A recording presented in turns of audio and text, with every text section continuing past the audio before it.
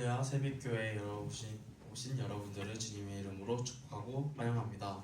사도신경으로 신앙 고백하심으로 예배를 시작하겠습니다. 나는 전능하신 아버지 하나님 천지의 창조주를 믿습니다.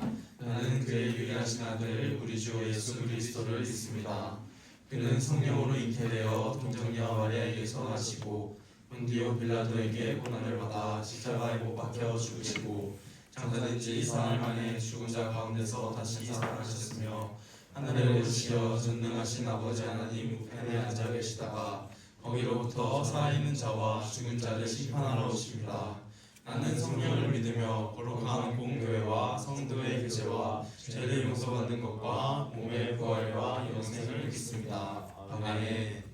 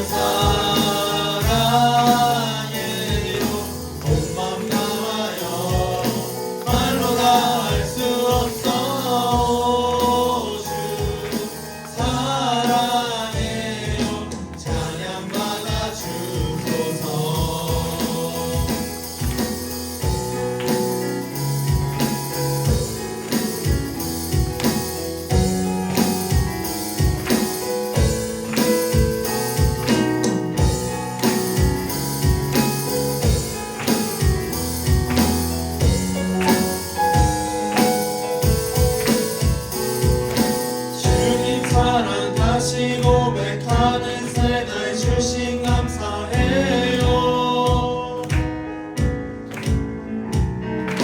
주님 사랑 다시 고백하는 찬양 주신 감사해요.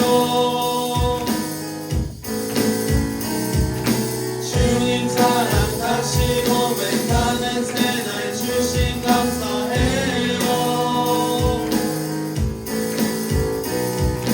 주님 사랑 다시 고백하는 찬양 주신 감사해요. 주님 사랑 다시 고백하는 새날 주신 감사해요. 주님 사랑 다시 고백하는 찬양 주신 감사해요. 사랑해요. 주 사랑해요. 온 맘 다하여 말로 다 할 수 없어.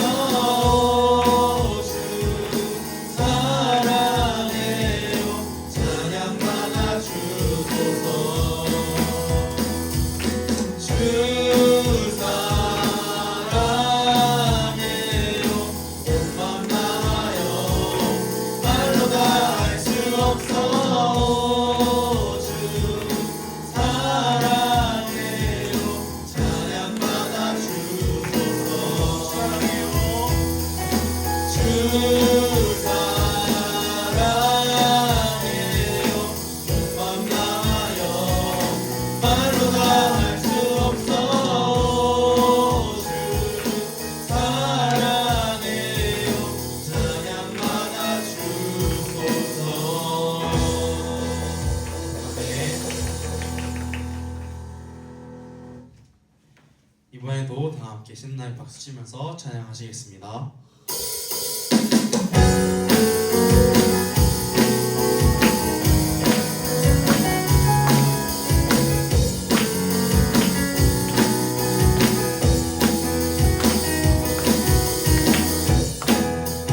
눈부신 햇살 저 하늘 넘어 내게 주어진 주님의 사랑 깊어져가네. 나의 마음에 얼었네. 변함없는 그 사랑 내 안에 기쁨의 노래 멈출 수가 없네. 주님의 사랑 바람에 실리는 내게 찾아와. 그 사랑에 향기가 내 맘 가득해. 주님의 은혜 꿈이 차오르며 내게 다가와. 그 사랑에 향기로 내 맘 채우네.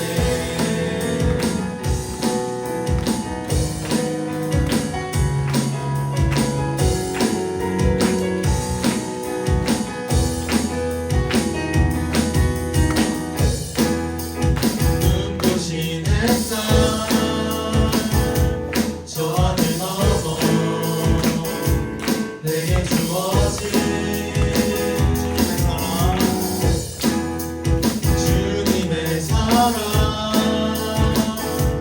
깊어져가네. 나의 마음에 나 얻었네. 변함없는 그 사랑 내 안에 기쁨의 노래 멈출 수가 없네. 나 얻었네. 변함없는 그 사랑 내 안에 기쁨의 노래 멈출 수가 없네. 주님의 사랑 바람에 실리는 내게 찾아와. 그 사랑에 향기가 내 맘 가득해. 주님의 은혜 꿈이 차오르며 내게 다가와.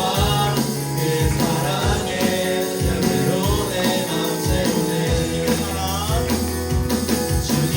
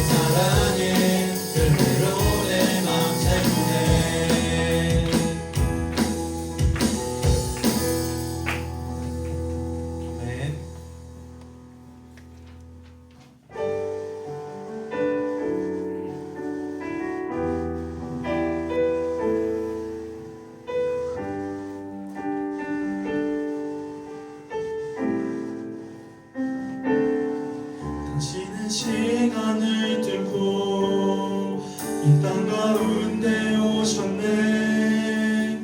우리 없는 하늘 원치 않아 우리 삶에 오셨네. 자신의 편안 버리고 우리에게 평안 주셨네. 가장 낮은 자의 모습으로 우리 삶에 오셨네.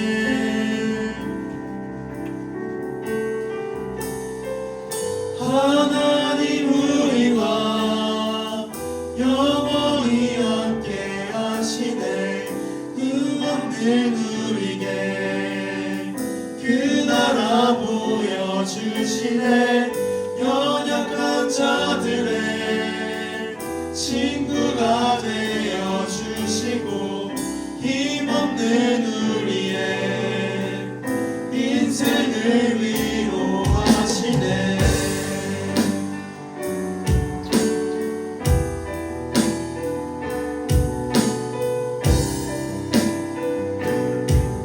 다시 한번 고백하시겠습니다. 당신의 시간을 뚫고 당신은 시간을 뚫고 이 땅 가운데 오셨네. 우리 없는 하늘 면치 않아 우리 삶에 오셨네. 자신의 편안 버리고 우리에게 평안 주셨네. 가장 낮은 자의 모습으로 우리 삶에 오셨네.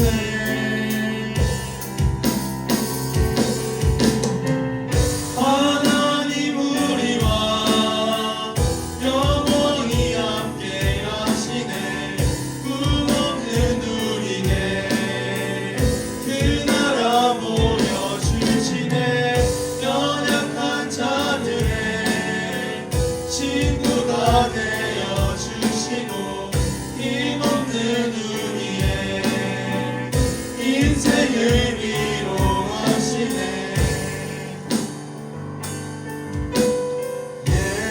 예수 이곳에 우리와 함께 영원히. 예수 이곳에 우리와 함께 영원히. 예수 이곳에 우리와 함께 영원히. 하나님 우리와 영원히 함께 하시네. 꿈없는 우리에게 그 나라 보여주시네. 연약한 자들의 친구가 되어주시고 힘없는 우리의 인생을 위로하시네. 하나님 우리와 영원히 함께 하시네. 꿈없는 우리에게 그 나라 보여주시네. 연약한 자들의 친구가 되어주시고 힘없는 우리의 인생을 위로하시네. 아멘.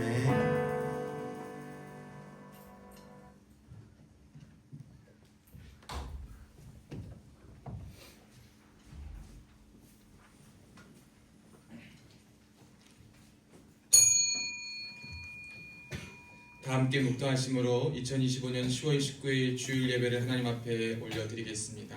하나님 아버지 감사합니다. 오늘도 우리를 이 자리에 불러주시고 주님의 은혜 가운데 있게 하시니 감사합니다. 하나님 이 자리에 나온 하나님의 자녀들마다 기억하여 주시고 한심령도 그냥 왔다 그냥 가는 자 없게 하여 주옵시고 하나님 말씀의 은혜 앞에 온전히 적셔지는 귀한 시간 되게 하여 주시옵소서. 당연한 악한 마귀 사단의 세력 나사렛 예수의 이름으로 결박시켜 주옵시고 오직 주님의 성령께서 운행하시는 복된 시간 되게 하여 주옵소서. 감사드리며 살아계신 예수님의 이름으로 간절히 기도하옵나이다. 아멘. 오늘 예배를 위해서 원태현 형제 나오셔서 다시 한번 기도 인도해 주시겠습니다.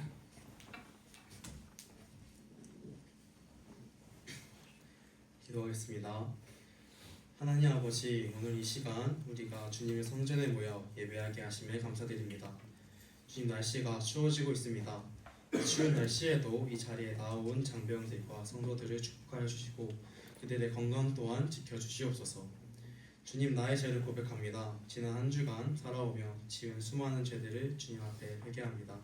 용서하여 주시옵소서. 주님, 나라와 사회를 위해 기도합니다. 지금 나라가 안팎으로 많이 어수선한 순간입니다. 이 순간 우리가 나라를 위하여 기도할 수 있게 하옵소서. 또한 주님의 능력으로 이 나라가 다시 바로 설 수 있게 하여 주시옵소서. 또한 주님, 이 나라를 지키고 있는 모든 장병들을 지켜주시옵고 특히 701 특공연대와 부대원들에게 더더욱 큰 은혜와 건강한 육체를 주시옵소서. 각자의 자리에서 자신의 업무를 다하는 이들의 고됨을 주님 알아주시어 그들에게 넘치는 힘과 능력 베풀어 주시옵소서. 하나님, 목사님을 위해 기도합니다. 늘 부대원들을 열과 성으로 섬기시고 기도하시는 목사님의 건강 꼭 지켜주시고 목사님에게 성령의 영 부어주셔서 목사님이 전하시는 말씀 가운데 주님의 은혜가 폭포와 같이 넘치도록 하시옵소서. 마지막으로 오늘 예배를 위해 기도합니다. 예배를 시작한 이 순간부터 마무리되는 그 모든 시간 가운데 주님, 이 자리를 축복하여 주시옵소서. 이 자리에 나온 모든 이들을 주님 축복하여 주시옵소서. 감사드리며 이 모든 기도 사랑하는 예수님의 이름으로 기도드렸습니다. 아멘.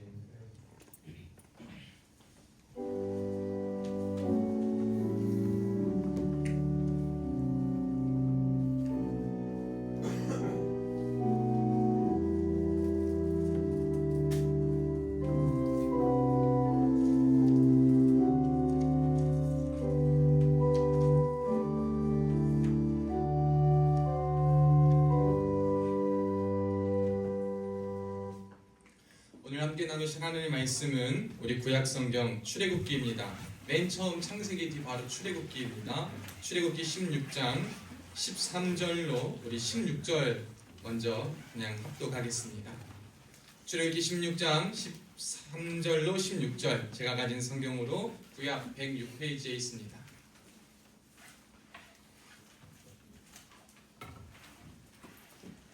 찾아주셔. 앞에 있어. 앞에서부터 피면 돼. 구약.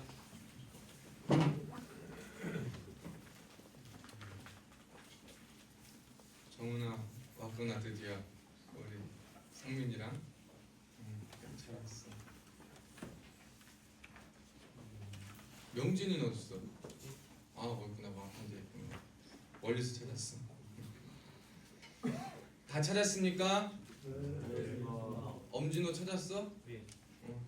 다 찾으신 줄 알고 출애굽기 16장 13절로 16절 말씀 우리 4절 말씀만 한 목소리로 크게 합독하겠습니다. 시작. 저녁에는 메추라기가 와서 진을 덮이고 아침에는 이슬이 진 주위에 있더니 그 이슬이 마른 후에 광야 지면에 작고 둥글며 서리같이 가는 것이 있는지라. 이스라엘 자손이 보고 그것이 무엇인지 알지 못하여 서로 이르되 이것이 무엇이냐 하니 모세가 그들에게 이르되 이는 여호와께서 너에게 주어 먹게 하신 양식이라. 여호와께서 이같이 명령하시기를 너희 각 사람은 먹을 만큼만 이것을 거둘지니 곧 너희 사람 수요대로 한 사람의 한 오멜씩 거두되 각 사람이 그의 장막에 있는 자들을 위하여 거둘지니라 하셨느니라. 아멘. 오늘도 예배의 자리에 나오신 여러분들을 주님의 이름으로 사랑하고 축복합니다. 우리 앞뒤 자고 있는 분과 인사합시다. 자, 인사합시다. 시작. 샬롬 샬롬. 반갑습니다. 우리 샬롬 샬롬. 우리 또 현우야 아니라 그게 샬롬 샬롬이 그렇게 가면 안 되고 이렇게 반갑게 웃으면서 그렇지? 오른손 들고 한 번 더 인사합시다. 시작. 임마누엘. 하나님은 항상 우리와 함께 계십니다. 여러분의 저를 보세요. 성경은 내려두시고 수연아 얘들아 저한테 집중하시면 핸드폰 넣으시고 자 조는 형제들 있으면 조금 졸음 깨워주시고 저에게 집중하십시오. 우리 정우진이 2명 왔잖아. 두 정우진 다 집중하고 돌아갈 수 있는 시간 되시면 좋겠습니다. 저는 오늘 만나가 주는 교훈이다라는 제목으로 여러분들과 함께 은혜를 나누고자 합니다.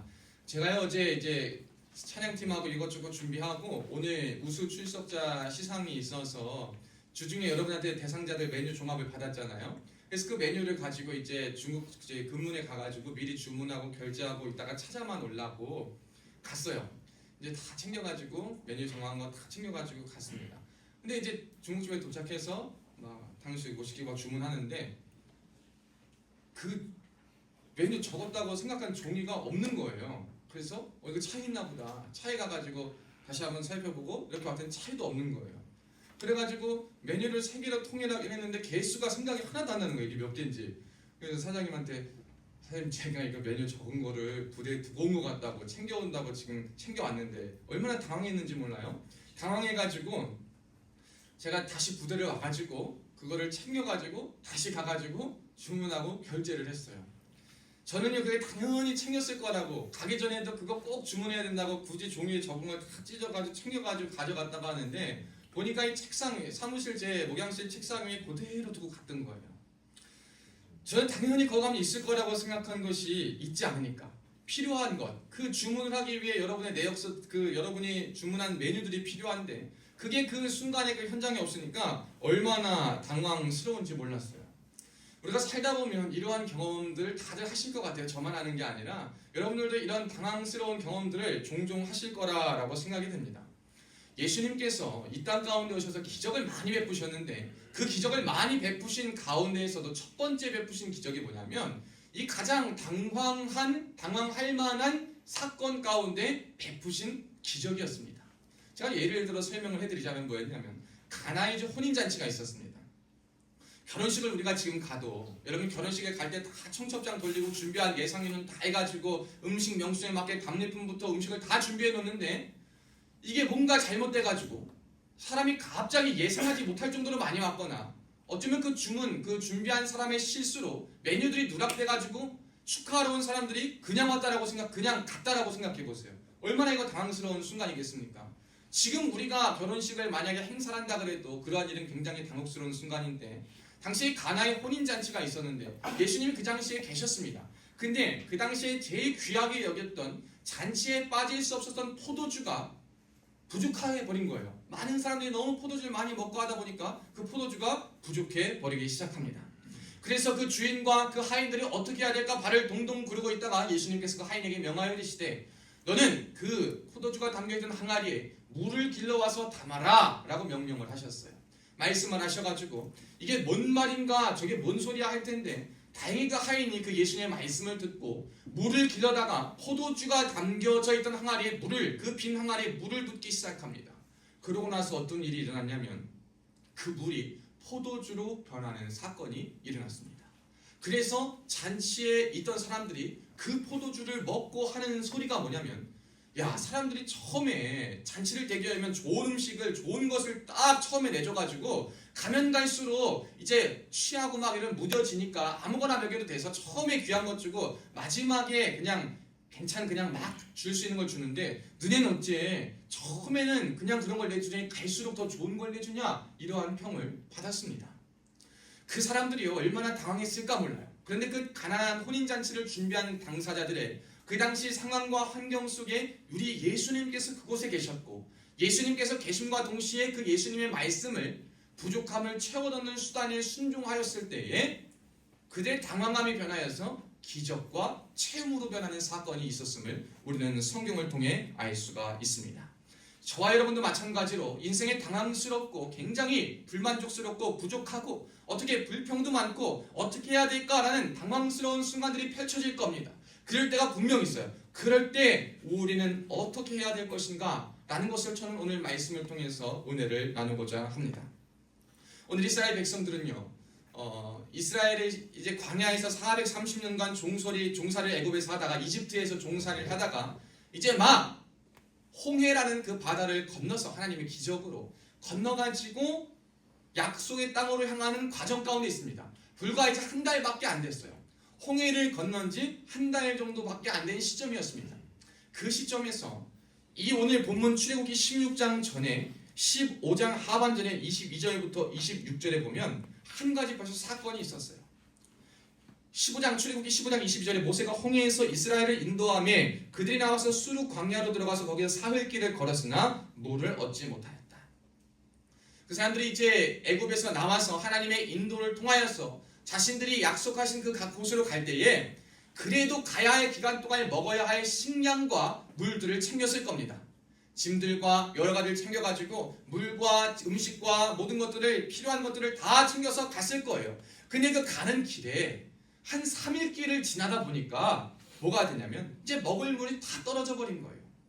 자신들은 충분하다라고 생각했던 그 기간이 지나서 3일이 지나니까 먹을 물이 다 떨어집니다. 그래서 하나님 앞에 뭐라고 하기 시작하냐? 마라에 이르렀는데 물이 써서 못 마시겠으므로 원망하고 하나님 앞에 부르짖었다.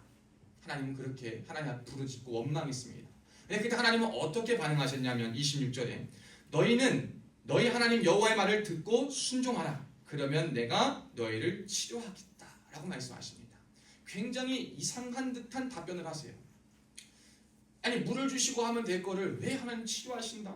왜 하나님 인도하신다? 이러한 류의 답변을 주셨는지 모르겠지만 하나님은 물이 없어서 불평한 그 이스라엘 백성들에게 굉장히 뚱딴지와 같은 말씀을 말씀하십니다. 그럼과 동시에 그들에게 쓴 물이 단물로 변해서 단물을 마실 수 있는 은혜를 주셔요. 그 일이 있고 나서 이제 또 얼마 안 된 일이 오늘 본문의 사건입니다. 여러분 이제 물도 3일 만에 떨어졌는데 아무리 많은 양식을 준비한다 하더라도 지금처럼 뭐 냉장고가 있겠어요? 이거 보온백이 있겠어? 뭐가 없어.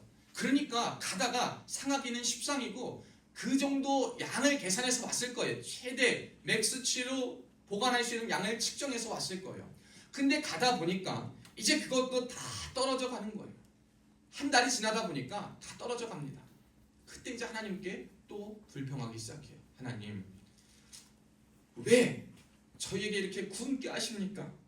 왜 저희를 이렇게 배고프게 하십니까? 이 광야까지 이끌어서 왜 우리를 이렇게 배고프게 하십니까?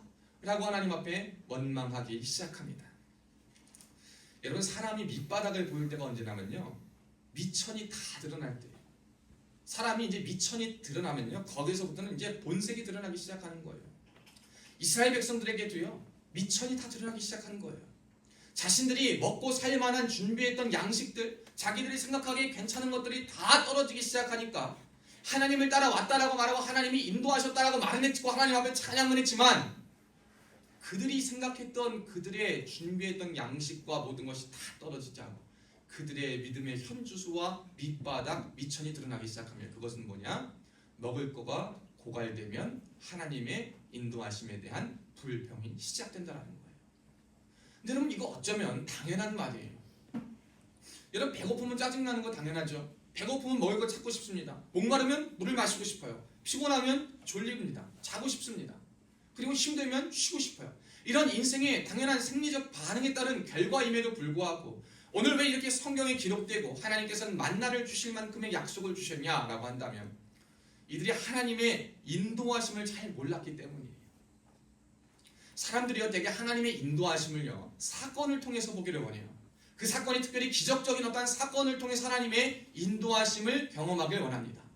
이스라엘 백성들은요 지금 430년에서 탈출하는 그 시기에 얼마나 급박하게 진행됐냐면 지금 세계 전례상 지금까지도 볼 수 없는 10가지 재앙의 시간 순서에 따라서 애굽의 바로왕의 마음이 완악해지면 벌레, 짐승, 병들어 죽고 물이 나일강, 물이 경하고 마지막 10가지의 장자들이 다 죽어버리는 진짜 말로는 설명할 수 없는 하나님밖에 하실 수 없다라는 그 기적을 경험했어요.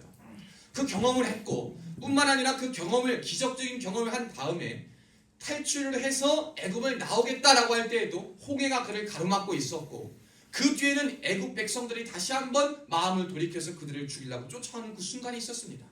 근데 그때도 하나님은 얼만큼의 기적을 보셨냐면 모세가 그 지팡이를 닿게 하는 그 순간에 하나님께서 홍해의 물을 갈라놓으셨어요. 이 놀라운 기적을 처음 한 지 불과 얼마 되지 않은 시점이에요. 한 달 그 정도 됐을까 하는 그 시점입니다. 그러한 놀라운 기적과 그들의 삶의 사건 속에 뭔가 굉장히 설명할 수 없을 만한 일들이 있을 때는 야 하나님이 인도하셨다, 하나님이 역사하신다, 하나님이 함께 하신다 라고 말하며 고백했지만 그들의 믿음의 수준과 믿음의 본색은 어디에 있었냐면 그러한 기적 그 자체에 있었던 거예요. 그러한 어떤 사건 그 자체에 있었던 거예요. 하나님이 나의 삶을 이렇게까지 인도하신 하나님이 정말 불가능한 상황에서 우리를 인도하고 우리를 살리기 위해서 이러한 놀라운 사건들을 보내주셨으니 이제 하나님께서 약속하셨을 때 내가 너희를 약속의 땅으로 인도한다라고 했을 때 그 약속을 이제 믿고 다른 기적이 없어도 이미 충분한 기적과 은혜를 체험했으니 하나님이 약속의 땅까지 인도한다 하셨으니 그때까지 하나님 뭐 하지 않으시겠어요?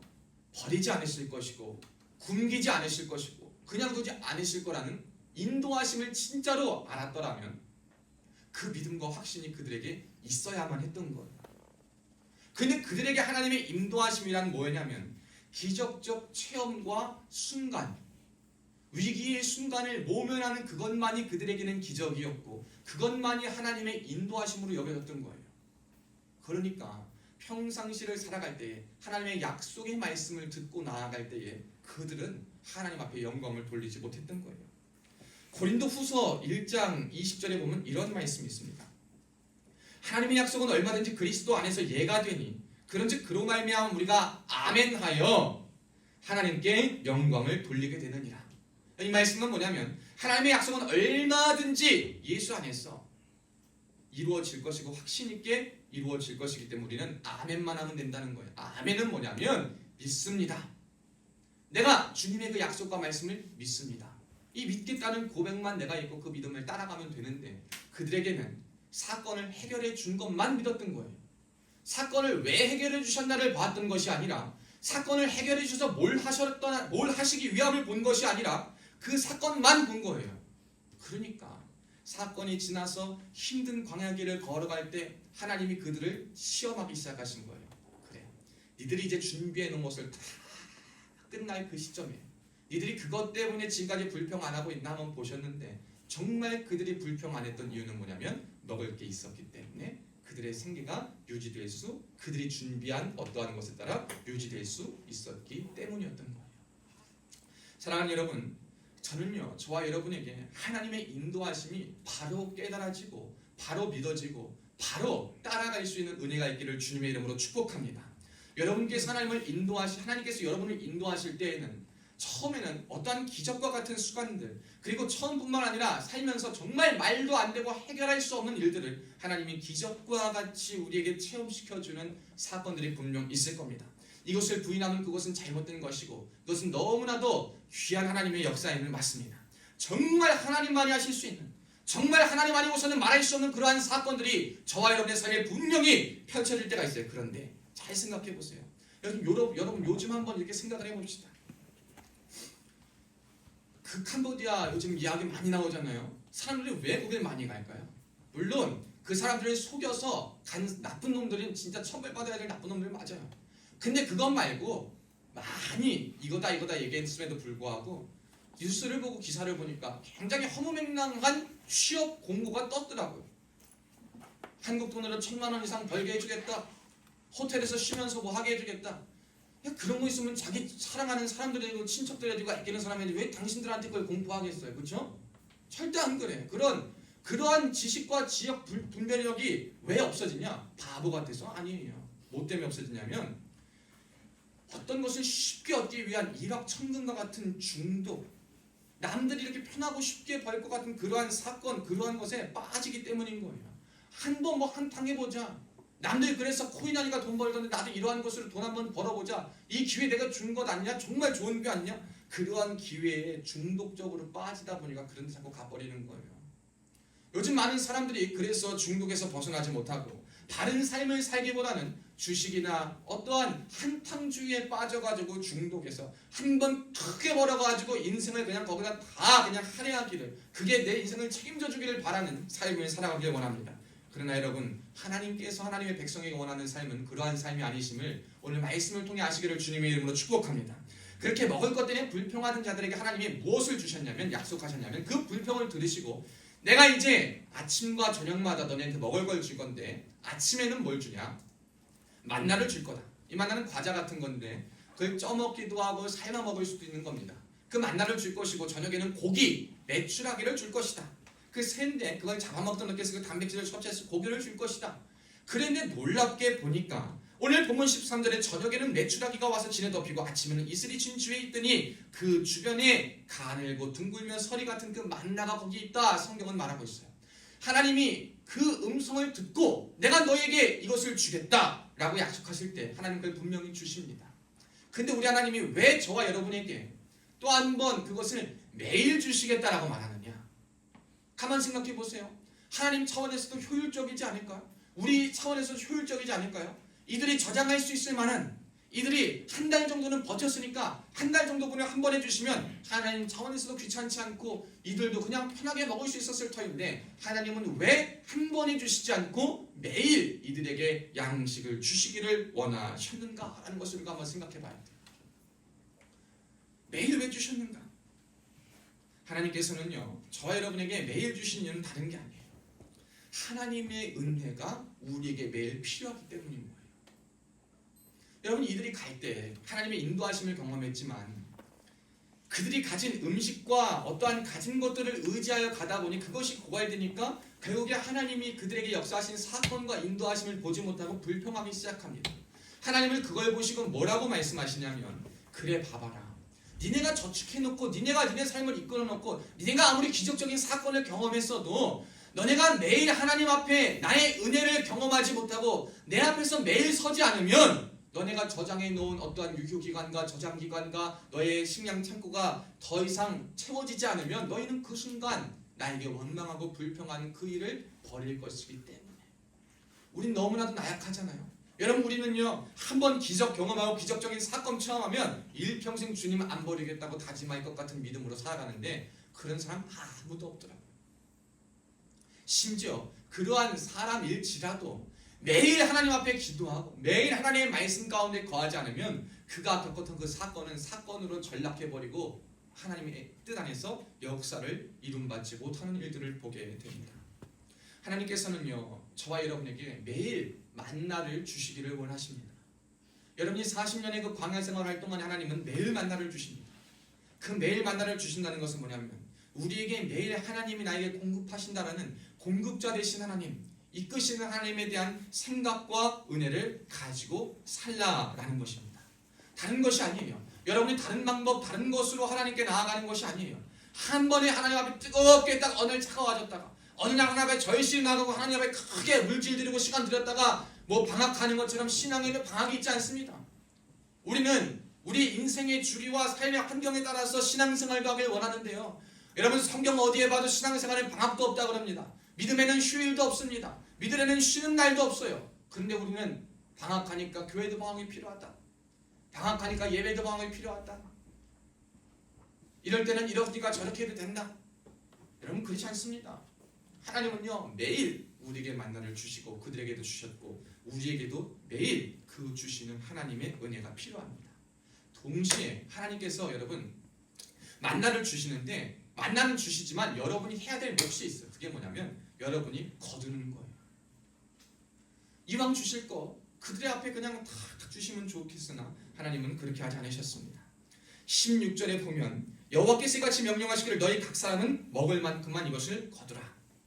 여러분 거두는 것은 우리의 역할이라는 거예요. 하나님이 아무리 많은 것을 주셔도요 내가 그것을 거두지 않으면 그것은 나에게 주어지지 않는다는 것을 우리가 기억해야 됩니다. 만나는 뭐를 의미하냐면 하나님은요 여러분에게 매 순간 뭘 주셔.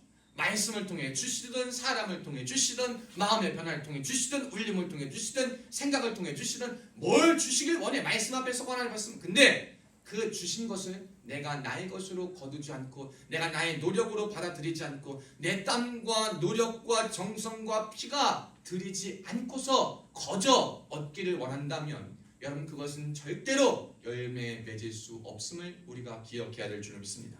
그러니까 예수 믿는 저와 여러분들은요 매일매일 은혜 가운데 부지런히 살아가야 돼요. 나태한 그리스도인은 있을 수가 없는 거예요. 나태한 그리스도인은 그리스도인이 아니라는 것을 반증하는 것과 똑같은 말입니다. 예수님을 진정으로 믿고 하나님이 주시는 그 만나를 경험하여 매일 하나님 앞에 나아가는 사람은 하나님께서 나의 삶에 주신 그 만나를 거두기 위해서 오늘 이스라엘 백성들이 거둘 때에 그들의 땀과 노력과 정성과 피를 정말 다 하면서 거뒀던 것처럼 우리도 그 거두는 것이 필요하다는 겁니다. 사랑하는 여러분, 우리가 한번 생각해 봅시다. 우리도 당황스럽고 광야와 같은 힘든 일을 걸어갈 때에 하나님은 우리에게 만나를 주십니다. 근데 그 만나 속에 우리는 우리가 거둘 것이 무엇인가를 한번 생각해 봐야 돼요. 오늘 하나님이 여러분에게 하늘에서 만나와 메추라기를 떨어진 것을 경험한 사람은 없을 겁니다. 저도 없어요. 그러나 오늘 하나님은 어떤 만나를 주시냐? 우리에게 주시는 만나와 메추라기는 뭐냐면 40년 동안 변하지 않았던 그 만나와 메추라기와 같은 하나님의 말씀을 주신다는 겁니다. 오늘 우리에게 주신 하나님의 말씀이 저와 여러분의 삶을 이끌어갈 만나입니다. 그러니 여러분이 매일 하나님 앞에 말씀과 그 메추라기, 기도가 함께 가서 여러분의 삶에 하나님이 주시는 은혜를 매일매일 경험하기 위해서 힘써 그 자리에 노력해야 됩니다. 그럼 그 은혜를 아는 사람들은요, 삶의 자리에 딱 가서 오늘 하나님 보게 하신 것은 무엇일까? 하나님 기적도 중요하지만 기적을 위해 기도해야 될 것도 있지만 기적이 아니라 광야와 같은 평이한 인생을 살아갈 때에 그때 오늘 만나게 하는 사람을 통해 하나님께서 그가 그에게 원하시는 것은 무엇인가? 하나님이 그에게 말하게 하시는 것은 무엇인가? 듣게 하시는 이유는 무엇인가? 오늘 이걸 겪게 하는 그 이유는 무엇인가? 오늘 나는 왜 이러한 상황 속에 있는가를 생각하며 내가 그럼 그때 거두어야 할 것, 무엇을 거두어야 하는가? 그것이 중요하다는 겁니다. 근데 그와 동시에 한 번 더 생각해 봐야 될 게 있어요. 매일매일 거둬야 되는데 하나님이 그 7일로 생각했을 때 7째 날에는 음식을 안 내려주셨어요. 이게 무슨 일인가? 라는 것을 생각해 볼 때 6째 날 될 때는 하나님이 갑절을 주셨다라 그래요. 갑절은 뭐냐면 2배입니다. 하나님이요 6째 날에는 다음날 먹을 것까지 2배를 미리 주셔서 그것을 준비하게 하셨다라고 합니다. 왜 그러냐면 7째 날에는 하나님을 향한 안식이 필요하기 때문이에요. 하나님을 향한 온전함이 그들에게 필요하기 때문인 거예요.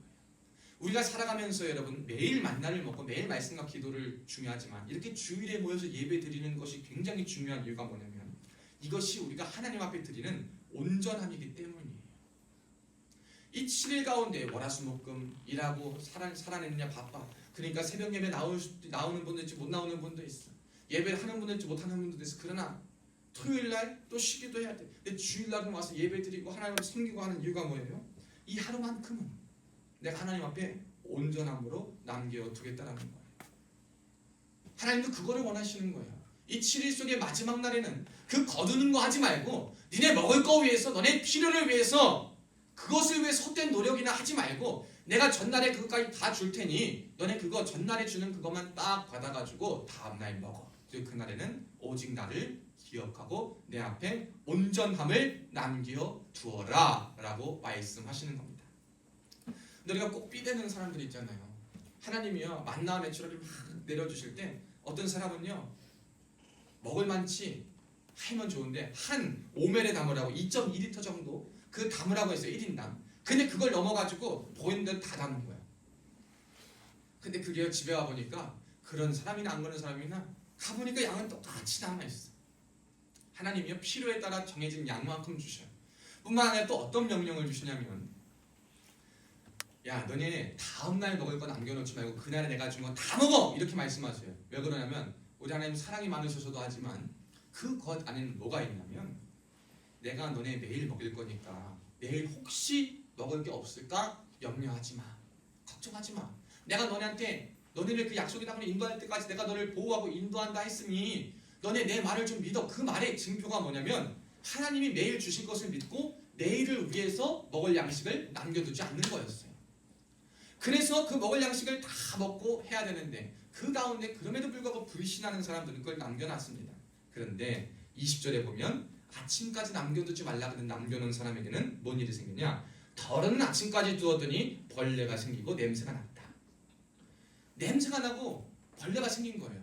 근데 기가 막히게 6째 날에는 하나님이 갑절을 주시고 똑같은 걸 주셨는데 6째 날에는 그 다음날 먹을까지 2배를 저장하라고 했는데 자 24절에 보면 그들이 모세의 명령대로 아침까지 간수하였으나 냄새도 나지 아니하고 벌레도 생기지 아니하였다라고 말합니다. 하나님의 말씀을 따를 때 여러분 이것이 유통기간의 문제가 아니었고요. 보관 방법의 문제가 아니었어요. 이것은 뭐냐면 하나님의 말씀에 순종하느냐 그 순종 여부의 문제였어요. 순종을 할 때는 하나님의 말씀이 금한 것은 똑같은 것이고 똑같은 모양이고 단지 우리의 차원에서는 뭔 차이가 있지? 뭐가 다른 거지? 라는 생각이 들음에도 불구하고 하나님의 말씀이 그렇게 하라 했을 때 그렇게 했으면 그 많은 말씀들 다 이루어지는 것을 하나님이 우리에게 깨우쳐 주시기 위해서 이러한 일을 펼쳐 보여주셨다는 겁니다. 여러분 한번 기억해 보시길 바라요. 여러분도 그래서 하나님을 위해서 온전함을 예배해 두는 날을 매일 우리가 평상시에 매일 거둘 것을 거두지만 여러분이 하나님을 위해서 온전함을 남겨두는 것이 필요하다는 것을 기억하시기를 주님의 이름으로 축복합니다. 여러분 그날이 언제냐? 무슨 날이에요? 월화수목금토 주일 중에 무슨 날인 것 같아요? 주일입니다. 그러니까 여러분들이 귀찮아도 뭐 온 거예요? 예배당에 온 거잖아요. 그렇죠? 이 주일을 잘 지켜야 돼요. 주일을 잘 지키는 첫 번째는 예배를 온전히 드리는 겁니다. 하나님 앞에 예배를 온전히 드릴 때 여러분 안에 있던 우리가 세상 가운데 살아있던 많은 불순물과 찌꺼기들이 있어요. 비교하지 않고 살아가고 불평하지 않고 살아가고 오늘 것에 과한 욕심내지 않고 피를 따라주신 하나님의 은혜대로 살아가야 함에도 불구하고 세상을 보고 주변을 보고 사람을 보고 삶을 경험하고 일상을 살아가다 보니까 그렇지 않을 만한 일들 투성이를 살아가고 있어요. 그렇지 않을 만한 일 투성이 속에서 하나님이 내게 주신 은혜와 말씀을 지키고 살아간다는 건 굉장히 어렵고 힘들어. 그러니까 그것을요 그 세상 가운데 막 매일 만나를 통해서 우리가 해결받지만 그러지 못할 때는 어떻게 해야 되냐? 이 주님의 날에 와서 맞다. 오늘 하나님 나에게 약속 다시 한번 하셨어. 말씀 주셨어. 말씀대로 살 거야. 라는 이 확신과 온전함으로 새겨지는 이 시간이 바로 뭔가 주일날 함께 드리는 이 예배라는 겁니다. 여러분 우리에게 이 은혜와 예배의 말씀이 필요할 줄로 믿습니다. 그럴 때 여러분은 하나님의 인도하심을 사건이나 기적만이 아니라 매 순간 경험할 수 있을 거예요. 매일 만나를 통해 먹을 수 있을 것입니다. 근데 오늘 말씀을 봅니다. 35절에 보면은 읽진 않았지만 출애굽기 16장 35절에 보면 그래서 하나님의 약속이 언제까지 있냐? 사람이 사는 땅에 이르기까지 이스라엘 자손이 40년 동안 만나를 먹었으니 곧 가나안 땅 적경에 이르기까지 그들의 만나를 먹었더라. 40년 동안 만나를 먹었다. 그 광야 생활 40년을 동안 하나님이 다 먹을 거를 보대로 주셨다. 그러니까 우리가 주님을 믿고 나아갈 때 하나님이 언제까지 우리를 보호하시냐면요 여러분 언제까지? 주님께서 여러분을 인도하시는 세상 끝날까지 지키신다는 거예요.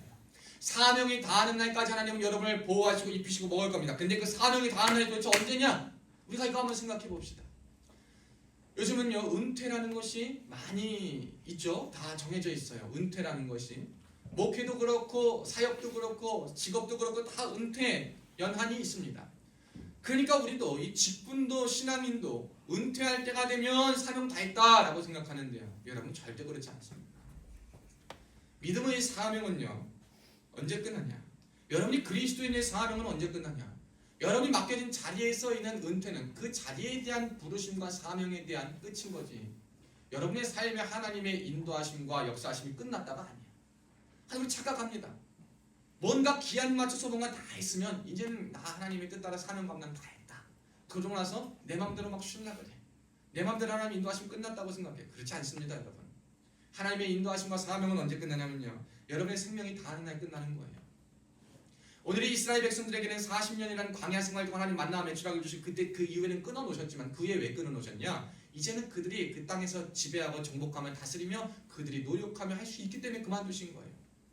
하나님이 여러분에게 어떠한 것을 막 부어주시고 인도하시다가 뭔가 그친 것 같아. 그럼 여러분 감사하세요. 왜? 이제는 내가 그것을 벗어나 그 한 단계 위에 하나님을 더 깊이 하나님을 더 정말 강력하게 만날 수 있는 은혜가 힘과 능력이 하나님으로부터 주어졌구나. 그럼 이것을 생각하시면 되는 거예요.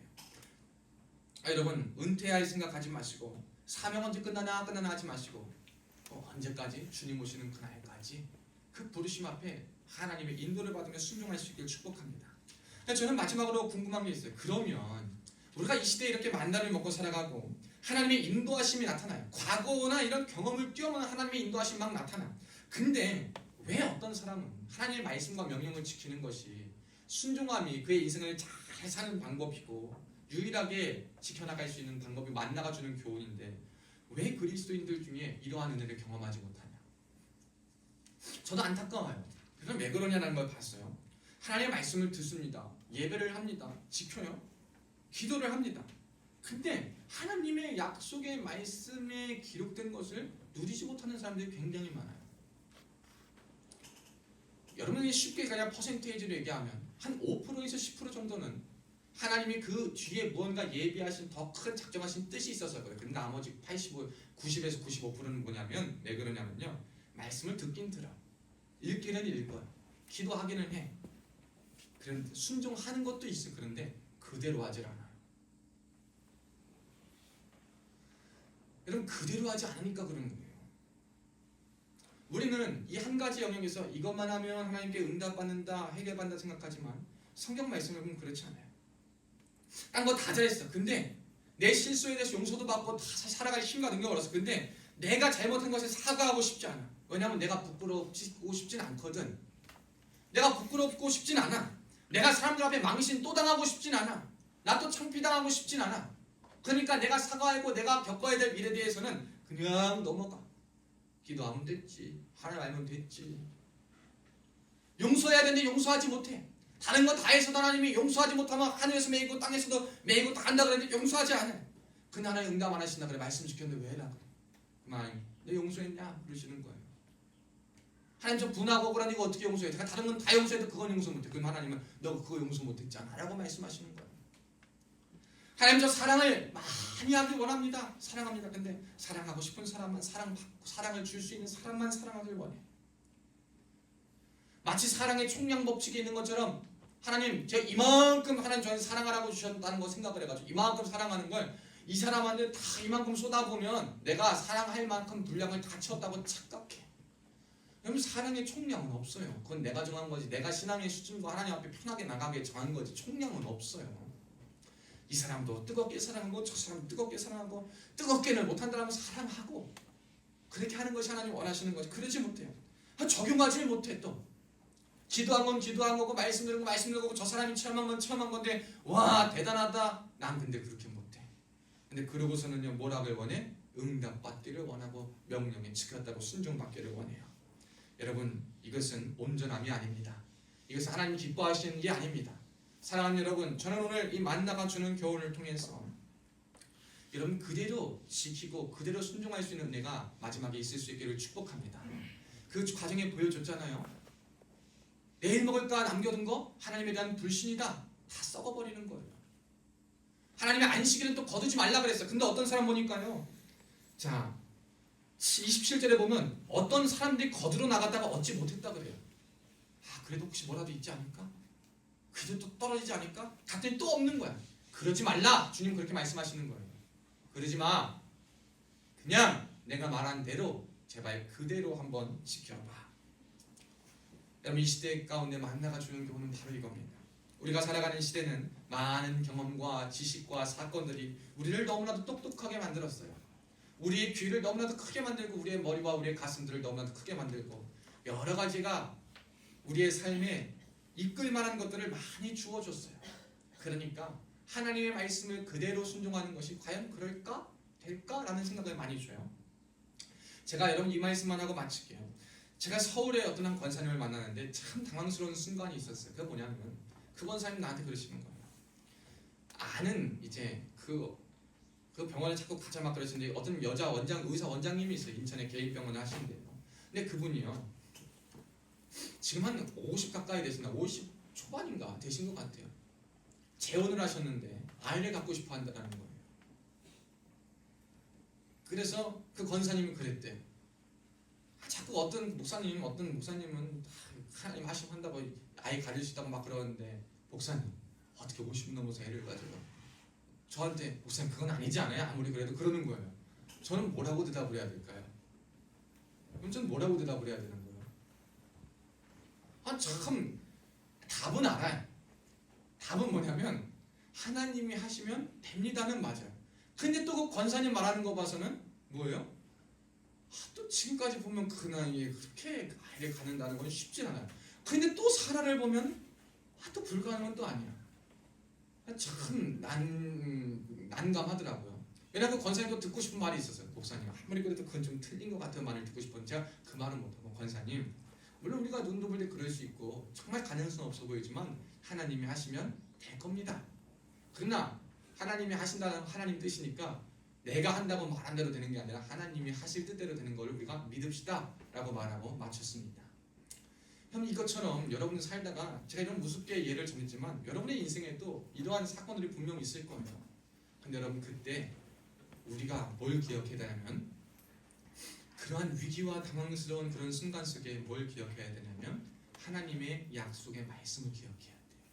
그러기 위해서는 매일 만나로 여러분이 먹고 기도하시고 그와 동시에 하나님의 말씀을 그대로 할 수 없는 가운데 그대로 지켜보시고 믿어지지 않는 가운데 그대로 따라보시고 그럼에도 불구하고 그것을 지키며 나가겠다라고 다짐할 때 여러분 오늘 하나님이 40년 동안 이들의 옷 하나 신발 하나 헤어지지 않고 지켰다라는 그 말씀이 여러분의 삶에 일평생 주어질 줄로 믿습니다. 이 은혜가 넘치기를 주님의 이름으로 축복합니다. 기도하겠습니다.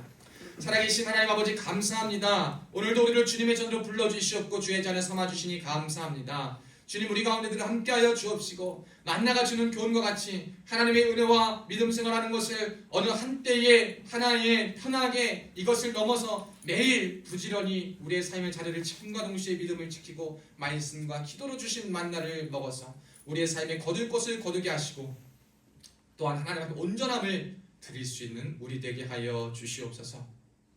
하나님의 말씀을 온전히 따르는 것, 그 명령을 온전히 지키는 것이 우리의 힘의 비결이 되는 줄로 믿습니다. 그럴 수 있는 힘과 믿음과 능력과 실력을 더하여 주셔서 사건이 아닌 내 삶 전반에 항상 역사하신 하나님의 인도하심을 경험케 하여 주시옵소서. 감사드리며 살아계신 예수님의 이름으로 간절히 축복하며 기도하옵나이다. 아멘.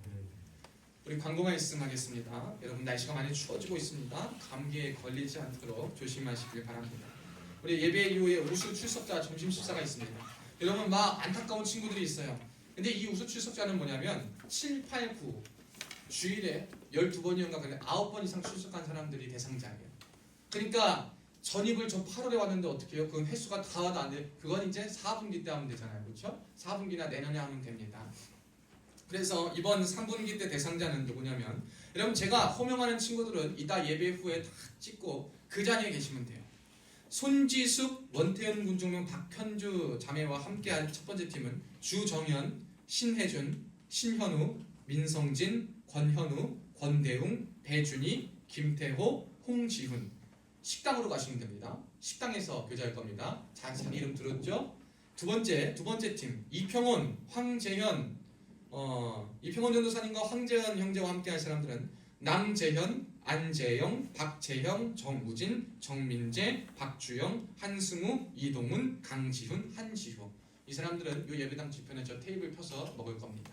같이 이야기하시면서 먹고 교제하시면 되겠습니다. 그리고 이번에 안타깝게 대상자 못한 분들은 우리 4분기 때는 함께 대상자에 오를 수 있기를 축복합니다. 우리 함께 예배의 자리에 많이 나올 수 있기를 축복합니다.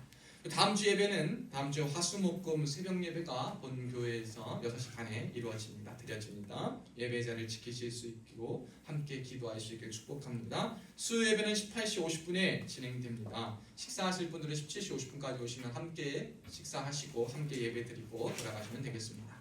우리 지난주에 김준영, 김숙희 성도님 그리고 김나영, 김우현 어린이들 같이 왔었는데 수요 예배도 왔다가 오늘은 사정상 못 오셨습니다. 함께 신앙생활 잘할 수 있도록 도와주시고 우리 또 새 가족이 있습니다.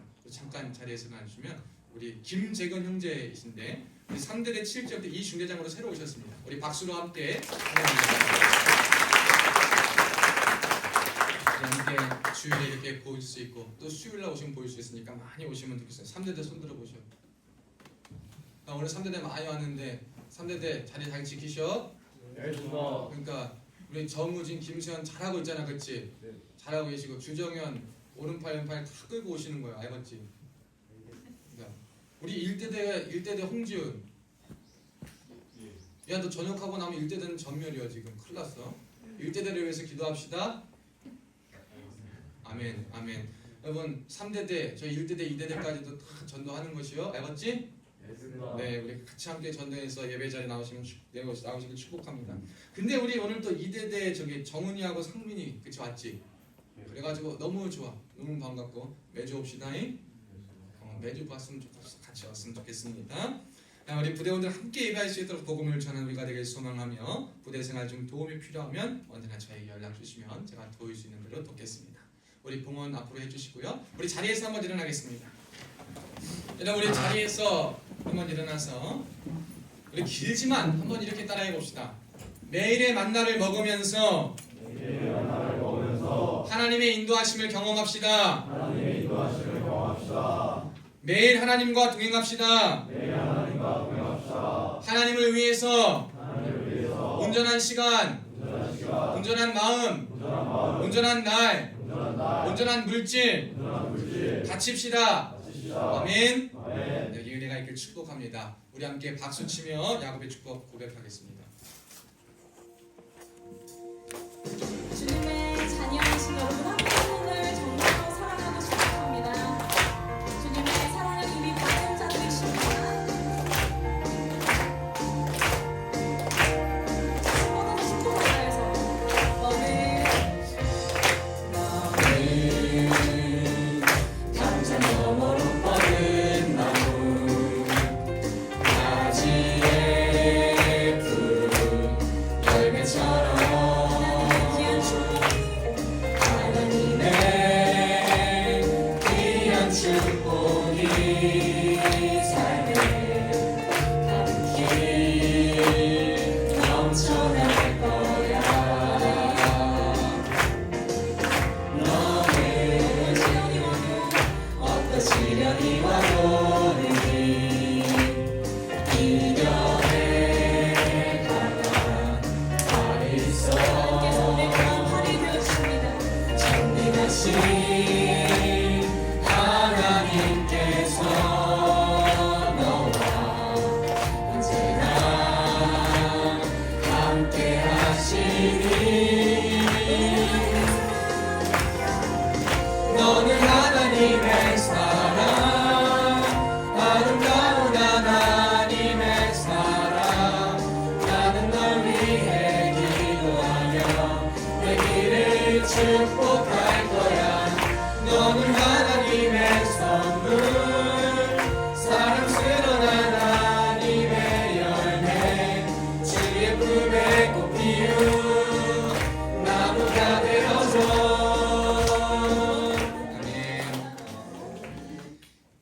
하나님 감사합니다. 오늘 주님 앞에 나올 때 빈손으로 나오지 않고 예물을 드린 손길들이 있습니다. 예물의 종류들을 우리 하나님 응답하여 주시고 하늘 보좌문을 활짝 열어주시고 축복하여 주시되 하늘의 신령한 목과 땅의 기름진 목으로 차고 넘치도록 흔들어안겨서 만배로 체험하는 역사만 있게 하여 주옵소서.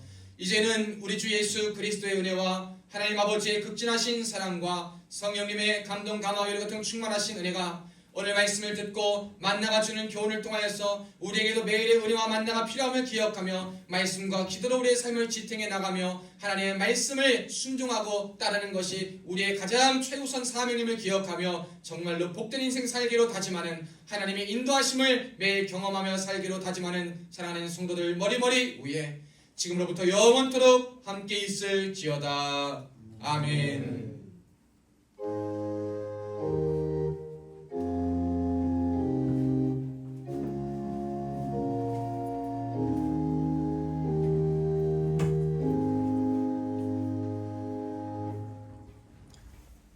예배 마치면 우리 다 앞에 나오